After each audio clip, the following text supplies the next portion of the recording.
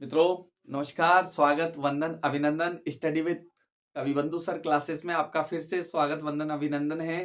और मेरा रूप देखकर आपको लग रहा होगा क्या करें मित्रों, ठंड है। लेकिन ठंड भी अपने तेवर दिखा रही है। लेकिन हमने ठंड को कह दिया है कि आप अपनी औकात में रहो, क्योंकि हम भी जो है हमारी उम्मीदों पर खरे उतरने वाले लोग हैं। हम तुमसे डरने वाले नहीं हैं। तो इसी आशा और अपेक्षा के साथ आप भी पढ़ाई कर रहे होंगे। और लीजिए, कई स्टूडेंट्स कह रहे थे कि सर 10th के वीडियो तो हमें अवेलेबल हो रहे हैं, लेकिन 12th से रिलेटेड कुछ भी अवेलेबल नहीं हो रहा है, 12th से रिलेटेड कुछ भी प्राप्त नहीं हो पा रहा है। तो 12th के और 11th के विद्यार्थियों की डिमांड पर मैं हिंदी साहित्य का एक टॉपिक होता है छंद, उसको लेकर के आपके बीच में आया हूँ। तो हो जाओ तैयार साथियों, हम होंगे कामयाब एक दिन। और पढ़ाई करने से पहले, स्टार्ट करने से पहले जो है 2 पंक्तियाँ मैं आपको सुना देता हूँ कि जो नाविक तूफानों से डरकर अपनी पतवार नहीं घुमाते हैं, जो नाविक तूफानों से डरकर अपनी पतवार नहीं घुमाते हैं, वही समंदर को चीरकर अगले छोर तक जाते हैं, वही समंदर को चीरकर अगले छोर तक जाते हैं। तो मित्रों, हमें सफलता के अंतिम छोर तक पहुँचना है और सफलता के झंडे गाड़ने हैं। तो हो जाओ तैयार साथियों, जब तक मेहनत नहीं करेंगे, तब तक सफलता मिलने वाली नहीं है। तो तैयार हो जाओ साथियों, स्टडी विद कविबंधु सर। और हम हिंदी साहित्य कक्षा 11 के लिए भी इम्पोर्टेंट है, कक्षा 12 के लिए भी इम्पोर्टेंट है छंद टॉपिक। छंद, छंद को इंग्लिश में मीटर्स कहते हैं मित्रों, मीटर्स। देखिए, हर चीज का कोई ना कोई मीटर होता है। आज आप कपड़ा नापते हो तो उसका भी सेंटीमीटर होता है।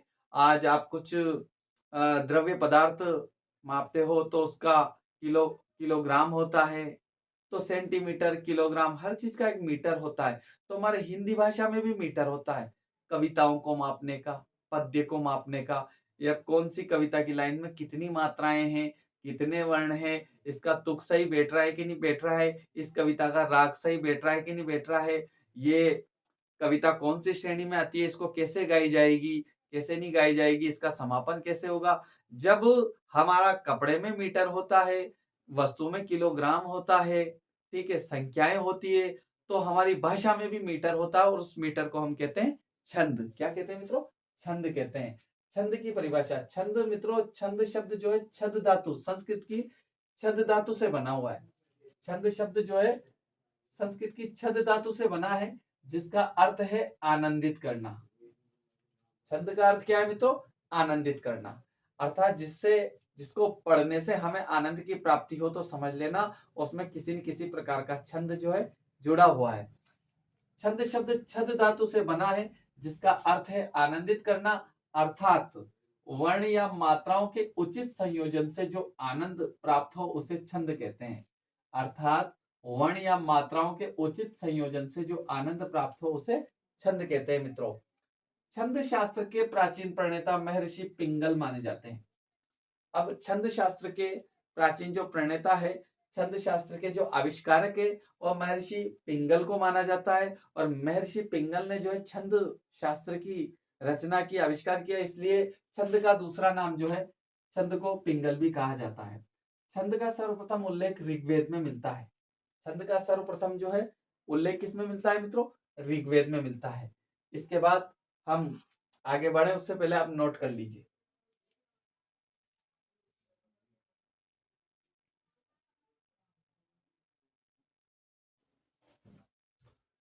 मित्रों। ये तो छंद की परिभाषा होगी। अब छंद की परिभाषा के बाद जो है छंदों के अंग हम समझते हैं कि छंद पढ़ने से पहले छंदों के कौन कौन से अंग होते हैं, कौन कौन से पार्ट्स होते हैं, उनको जानना जरूरी है। तब जाकर के जो है हम फाइनली छंद पर पहुंच पाएंगे। तो छंद के अंग की बात करें मित्रों, तो छंदों के अंग के अंतर्गत अंतर्गत जो है चरण, पद और पाद आते हैं। चरण, पद और पाद आते हैं। अब चरण, पद और पाद क्या होते हैं? जैसे आज हम ही हैं, हमारी बॉडी है, तो हमारी बॉडी के भी कुछ अंग हैं, हाथ है, पैर है। तो पैर, हमारे पैर जो है, पैर, दो पैर है, तो यही हमारे चरण है। तो हाथी है तो उसके 4 पैर होते हैं, तो हाथी के 4 चरण होते हैं। उसी प्रकार से छंदों के भी चरण होते हैं मित्रों। अर्थात सीधी सी लैंग्वेज की अगर मैं बात करूं तो लाइंस, किसी भी कविता की जो कितनी लाइन है, वो कविता कौन से छंद में लिखी हुई है, और जिस छंद में लिखी हुई है उसकी लाइन फिक्स होती है। 1 लाइन, 2 लाइन, 3 लाइन, 4 लाइन। जो जो लाइन्स होती है ना मित्रों, जो रेखाएं होती है, जो लाइंस या रेखाएं होती है, वही चरण या पाद कहलाती है, अगर सीधी लैंग्वेज में समझा जाए तो। और व्याकरणिक लैंग्वेज में समझा जाए तो हम बात करते हैं चरण पद पाद। छंद की जो पंक्तियां होती है उन्हें चरण पद या पाद कहते हैं। पाद यानी पैर। छंद की जो पंक्तियां होती है उन्हें चरण पद या पाद कहते हैं। छंद के 4 चरण माने जाते हैं। कितने चरण माने जाते हैं मित्रों? 4 चरण। छंद के 4 चरण माने जाते हैं, जिनमें दूसरे व चौथे चरण को सम, दूसरे व चौथे चरण को तो सम चरण तथा प्रथम व तीसरे चरण को विषम चरण कहते हैं। दूसरे और चौथे को सम चरण और तीसरे प्रथम और तीसरे चरण को जो है विषम चरण कहते हैं मित्रों। तो ये तो हो गए चरण। अब इसके बाद चरण के अंतर्गत जो है वर्ण भी आते हैं। वर्ण भी 2 प्रकार के माने जाते हैं, लघु वर्ण और दीर्घ वर्ण। अब लघु वर्ण क्या होते हैं, दीर्घ वर्ण क्या होते हैं, इनको भी समझना जरूरी है, तब जाकर के जो हम फाइनली छंद पर पहुंच पाएंगे। तो लघु वर्ण की बात करें तो मित्रों जो ह्रस्व स्वर होते हैं ना, ह्रस्व स्वर का मतलब होता है छोटे स्वर। ह्रस्व यानी छोटा, ऐसा स्वर जिसके उच्चारण में एक मात्रा का समय लगे या जिसके उच्चारण में नाम मात्र का समय लगे। इसमें नाम मात्रा का या एक मात्रा का समय लग रहा है, तो ये अ जो है छोटा स्वर है, ह्रस्व स्वर है। तो अर्थात ह्रस्व स्वर या छोटे स्वर या एक मात्रा वाले वर्ण लघु वर्ण कहलाते हैं। जैसे अ इ उ, या अ इ उ से बनने वाले जितने भी व्यंजन है वो भी लघु वर्ण कहलाएंगे। आगे बढ़ते हैं, गुरु वर्ण। अब गुरु वर्ण, जब लघु का अपोजिट गुरु, लघु यानी छोटा, गुरु यानी बड़ा भी होता है, जिनमें 2 मात्रा का समय लगे उन्हें गुरु वर्ण कहते हैं। जैसे दीर्घ स्वर या 2 मात्रा वाले वर्ण गुरु वर्ण कहलाते हैं। जैसे आ, इसमें 2 मात्रा है, ई, इसमें भी डबल मात्रा का भार है, और ऊ, इसमें भी डबल मात्रा का भार जो है हमें फील हो रहा है। तो जिसमें 2 मात्रा का समय लगे उसे दीर्घ स्वर या गुरु स्वर कहते हैं। दीर्घ यानी बड़ा, और जिसमें 1 मात्रा का समय लगे उसे ह्रस्व स्वर कहते हैं मित्रों। एक बार देख लीजिए, नोट कर लीजिए।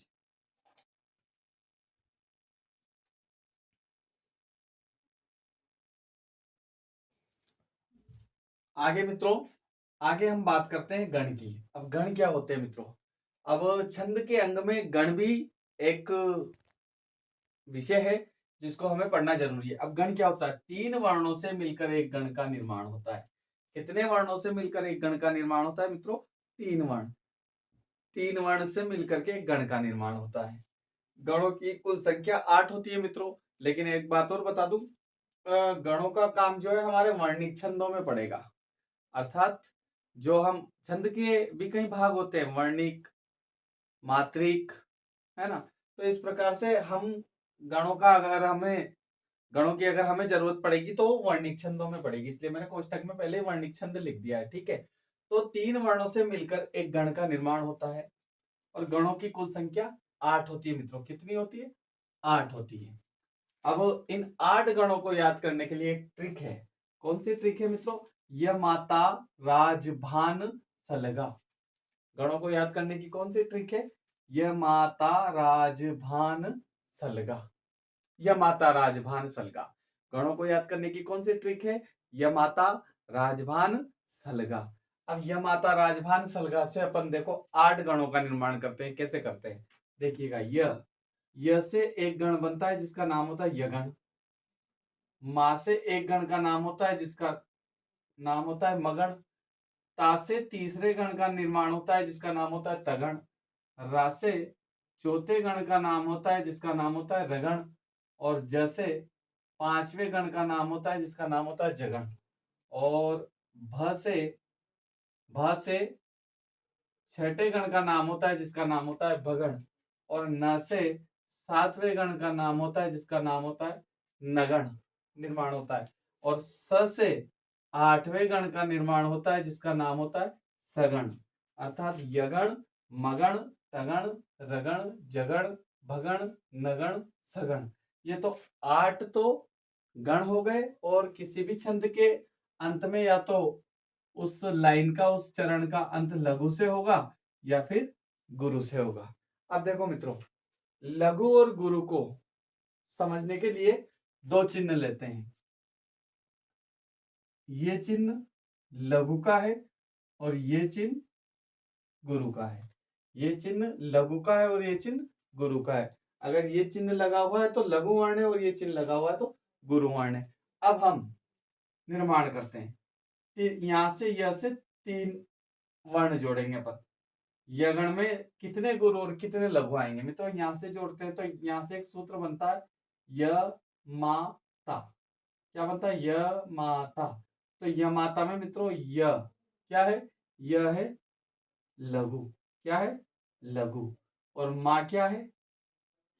माँ गुरु है और ता भी गुरु है। तो मित्रों यगण जहां भी कोई भी अक्षर अपन को दिख जाए जिसमें पहला अक्षर लघु है और दूसरा और तीसरा अक्षर जो है गुरु है और पहला लघु है, तो समझ जाना कि वो यगण है। क्या है वो? यगण है। ठीक है। जैसे एक, अब आप मुझे बताओ समाता। समाता बताइए आप। अब समाता क्या है? अब देखो, समाता यगणे मगणे तगड़े रगणे के जगणे। तो इधर देखो आप, य माता, य माता, य लघु, मा गुरु, ता गुरु। तो स लघु, मा गुरु, ता गुरु। ये गुरु वर्ण है, ये भी गुरु वर्ण है दोनों, और ये लघु वर्ण है। तो इसको हम क्या बोलेंगे? इसको हम बोलेंगे यगण। क्या बोलेंगे? यगण। समझ में आ गया होगा आप लोगों के। इसी प्रकार से अब देखते हैं इसमें कितने वर्ण गुरु आते हैं, कितने लघु आते हैं। मा ता रा, 3-3 जोड़ते चलना है अपन को। मा ता रा तीनों ही गुरु है मित्रों। माँ भी गुरु है, ता भी गुरु है और रा भी गुरु है। तो जहां तीनों वर्ण अगर गुरु हो, बड़े हो, तो वहां मगण होगा। इसी प्रकार से अपन तगण की बात करते हैं। किसकी बात करते हैं? तगण की। अब यहां से पढ़ते हैं। म हो गया ताराज, ताराज। ता गुरु है, रा गुरु है और ज लघु है। तो तगण में स्टार्टिंग के 2 तो गुरु आएंगे, 1 लघु आएगा। अब ता पढ़ लिया, अब रा से पढ़ते हैं मित्रों। रगण। रा से पढ़ते हैं। किससे पढ़ते हैं? रा से। राज भा, राज भा। राज में एक तो गुरु, ज लघु और भा गुरु। तो मित्रों जिसमें फर्स्ट गुरु हो, फर्स्ट बड़ा हो, लास्ट भी बड़ा हो, लेकिन बीच का छोटा हो, लघु हो, उसको बोलेंगे रगण। समझ में आ गया होगा। इसके बाद हम बात करते हैं राजभा के बाद ज से शुरुआत करते हैं। हर एक से शुरुआत करके 3 तक जोड़ना है अपन को। ज भान, जभान। तो ज में ज क्या है मित्रों? लघु। भा गुरु है और न भी लघु है। ISI, ISI भी इसको अपन एक समझ सकते हैं। ISI इसका मतलब ISI को हम क्या बोलेंगे? जगण बोलेंगे। ठीक है। इसके बाद भानस, भानस। भा की शुरुआत किससे हो रही है? गुरु से। भा। फिर न की शुरुआत लघु से। फिर स की भी शुरुआत, सॉरी, स की भी शुरुआत लघु से हो रही है, अर्थात 511। 511 को हम क्या बोलेंगे? भगण बोलेंगे मित्रों। इसके बाद सलघा, सलघा, न तो न रह गया ना अभी, तो न से पढ़ेंगे हम।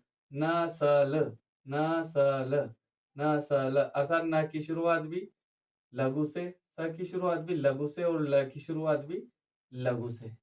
तो ये हो गया मित्रों नगण। नगण में जो है तीनों ही छोटे वर्ण आएंगे। इसका मतलब नगण में जो है 111, 111 मतलब तीनों ही जो है लघु वर्ण रहेंगे। जैसे कोई ऐसा वर्ण, ऐसा अक्षर लिखते, ऐसा शब्द लिखते अपन जिसे हम नगण कह सके। क्या कह सके? नगण कह सके। देखिए कमल। अब कमल में जो है कौन सा गण लागू हो रहा है? नगण गण लागू हो रहा है मित्रों। देखिए कमल की शुरुआत क भी, क में छोटा अ, म में भी अ और ल में भी अ। तो जहां तीनों ही छोटे हो उसको हम क्या बोलेंगे? इसको हम क्या बोलेंगे? इसको हम बोलेंगे नगण। क्या बोलेंगे? नगण। अब हम न के बाद पढ़ते हैं सलगा, सलगा।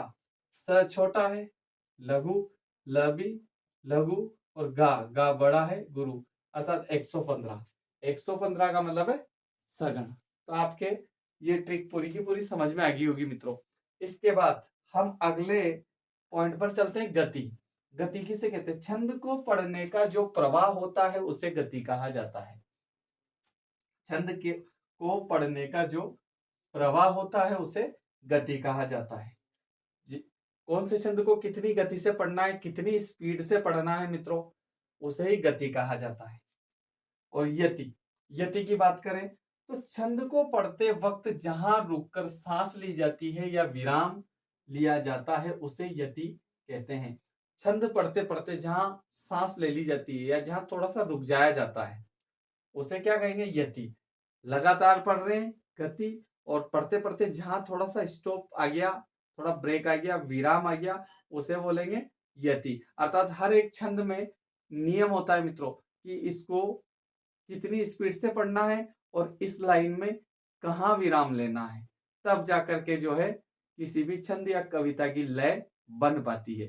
तो आप गण भी समझ चुके हैं, गति भी समझ चुके हैं और यति भी समझ चुके हैं। इसके आगे का पॉइंट हम पढ़े उससे पहले आप इसको नोट करना चाहो तो नोट कर लो मित्रों।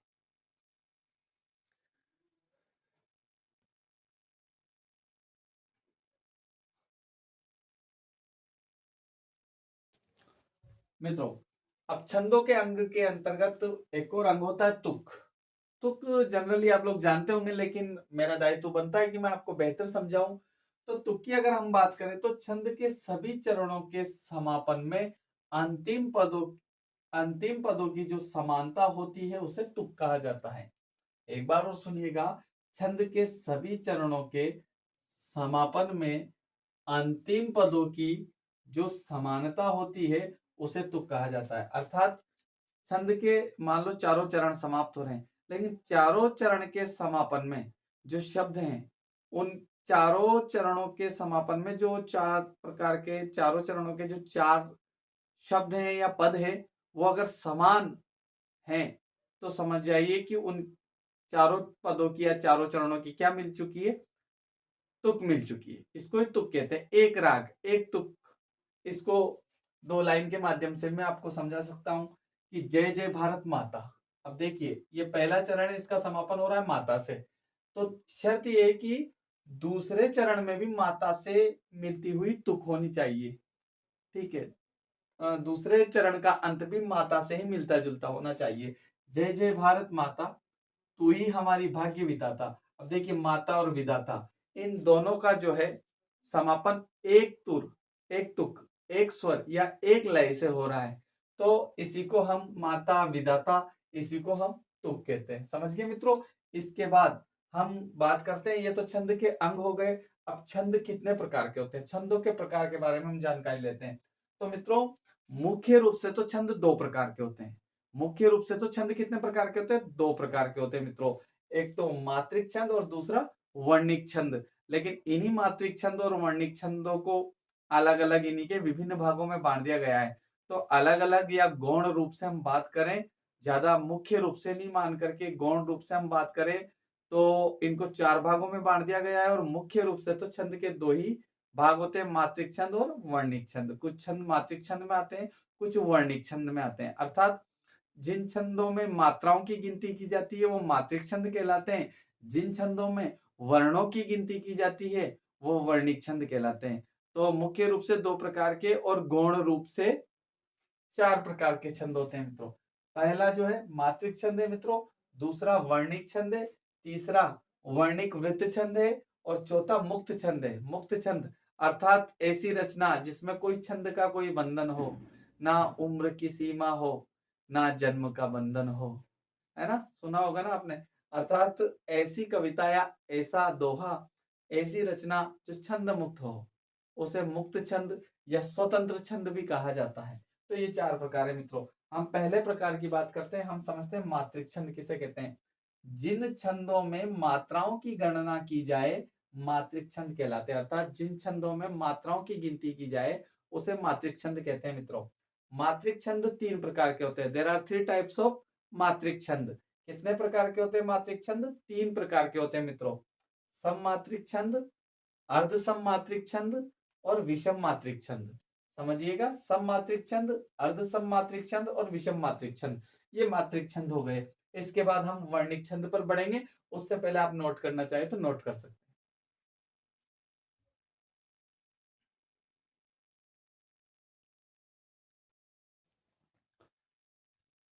हाँ मित्रों, अब हम आगे बढ़ते हैं। वर्णिक छंद के बारे में हम बात करें तो वर्णिक छंद के बारे में बात करें तो वर्णिक छंद क्या है? वे छंद जिनमें वर्णों की गणना की जाए वर्णिक छंद कहलाते हैं। वे छंद जिनमें वर्णों की गणना की जाए वर्णिक छंद कहलाते हैं मित्रों। और वर्णिक छंद भी दो प्रकार के होते हैं। वर्णिक छंद कितने प्रकार के होते हैं? वर्णिक छंद भी दो प्रकार के होते हैं। साधारण वर्णिक छंद, और साधारण वर्णिक छंद में क्या होता है मित्रों? संख्या 1 से लेकर 26 वर्ण रखने वाले छंद साधारण वर्णिक छंद कहलाते हैं। ऐसे छंद जिनमें 1 से लगाकर 26 वर्ण होते हैं या 1 से लगाकर 26 वर्णों की गणना की जाती है, वो तो साधारण वर्णिक छंद कहलाएंगे मित्रों। 1 से लेकर 26 वर्ण जिसमें हो वो क्या कहलाएंगे? साधारण वर्णिक छंद कहलाएंगे। अब दंडक वर्णिक छंद, वर्णिक छंद का दूसरा भाग है दंडक वर्णिक छंद। 26 वर्णों से अधिक वर्णों वाले छंद जो है दंडक वर्णिक छंद कहलाएंगे। 26 वर्णों से अधिक संख्या वाले जो छंद हैं वो दंडक वर्णिक छंद कहलाएंगे। वर्णिक छंद की परिभाषा आप समझ चुके हो ना? ऐसे छंद जिनमें वर्णों की गिनती की जाए, वर्णों की गणना की जाए, उन्हें वर्णिक छंद कहते हैं। ठीक है मित्रों, सोना नहीं है, रोना नहीं है और खोना नहीं है, जगे रहो। आगे बढ़ते हैं। लगभग जो है 11 बजने को है और ठंड का समय है, लेकिन जब इरादे बुलंद हो ना तो किसी भी परिस्थिति हमें हरा नहीं सकती, इसलिए अपने इरादे बुलंद रखिए। आगे बढ़ते हैं। वर्णिक वृत्त छंद, इसके बाद वर्णिक वृत्त छंद की परिभाषा हम देखते हैं। वर्णिक वृत्त छंद, वर्णिक वृत्त छंद जो है मित्रों वर्णिक छंद का ही एक भाग है। वर्णिक वृत्त छंद जो है वर्णिक छंद का ही एक भाग है। इसमें होता क्या है? यह वर्णिक छंद का ही रूप है। इसमें चारों चरण, इसमें चारों चरण जो है समान होते हैं। वर्णिक वृत्त छंद में चारों चरण समान होते हैं और अंतिम लघु गुरु का क्रम सुनिश्चित होता है। वर्णिक वृत्त छंद में क्या होता है? चारों चरण सेम होते हैं, इक्वल होते हैं, समान होते हैं, बराबर होते हैं और अंतिम जो होता है हर एक चरण में जो अंतिम लघु गुरु होते हैं ना उनका क्रम भी सुनिश्चित होता है मित्रों। इसके बाद हम चौथा जो छंद, छंदों का चौथा जो प्रकार है उसे मुक्त छंद कहते हैं। और मुक्त छंद मित्रों जो है आधुनिक आधुनिक युग की देन है। मुक्त छंद जो है आधुनिक युग की देन है। ऐसे बहुत सारे हमारे युवा है जिनके मन में जो है भाव आते हैं, उमड़ घुमड़ कर आते हैं, लेकिन जिन्हें छंदों का ज्ञान नहीं है, लेकिन जो अपने भावों को जो है कॉपी पर कागज पर उतार देते हैं। और जिनमें कोई छंद वंद नहीं होते तो उनकी वो लिखी हुई कविताएं, उनके वो लिखे हुए भाव जो है वो मुक्त छंद बन जाते हैं, जिनमें न तो मात्रा का बंधन है, न तो मात्रा का बंधन है, न वर्णों का बंधन है। वो मुक्त छंद कहलाएंगे मित्रों। जिनमें मात्रा या वर्णों की गिनती ना हो उसे मुक्त छंद कहते हैं। इसी के साथ मित्रों छंदों का ये सामान्य परिचय यही समाप्त होता है। और आप लोगों को अग्रिम पढ़ाई के लिए और अग्रिम सफलता के लिए हार्दिक शुभकामनाएं। चैनल को ज़्यादा से ज़्यादा लाइक करें, सब्सक्राइब करें, शेयर करें। यही मेरे लिए जो है आपके द्वारा दी गई जो है भेंट होगी, इनाम होगा। और इसी के साथ बने रहिए। स्टडी विद कवि बंधु सर आज नहीं तो कल देगी और अच्छी पढ़ाई ही अच्छा फल देगी। Best of luck. Thank you.